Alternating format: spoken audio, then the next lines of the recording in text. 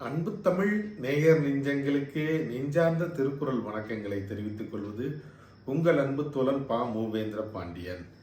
நாளொரு திருக்குறள் வரிசைக்காக இன்றைய தினம் நாம் பொருட்பாலில் 482வது திருக்குறளை காணப்போகின்றோம். இத்திருக்குறளானது 49வது அதிகாரமான காலம் அறிதல் என்ற அதிகார தலைப்பின் கீழ் அமையப்பெற்றுள்ளது. காலம் அறிதல் என்பதற்கு வெல்லும் காலத்தினை அறிந்து செயல்படுதல் என்ற பொருளில் இந்த தலைப்பினை வான்புகழ் கொண்ட வள்ளுவன் வகுத்தமைத்துள்ளான். இப்பொழுது 482வது திருக்குறளுக்கு நாம் செல்வோம். பருவத்தோடு ஒட்ட ஒழுகல் திருவினை தீராமை ஆர்க்கும் கயிறு. பருவத்தோடு ஒட்ட ஒழுகல் திருவினை தீராமை ஆர்க்கும் கயிறு.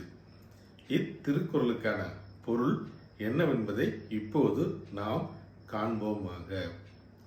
ஒரு செயலை அதனை செய்யும் காலம் அறிந்து செயல்படுதல் என்பது தன்னிடம் உள்ள நிலையில்லாத செல்வத்தை கட்டி பிணைக்கும் ஒரு கயிறாக கருதப்படும் என்பது இத்திருக்குறளுக்கான பொருளாகும்.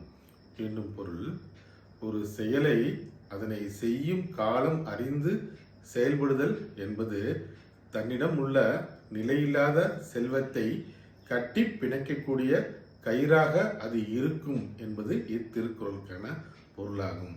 ஆம் தோழர்களே, எந்த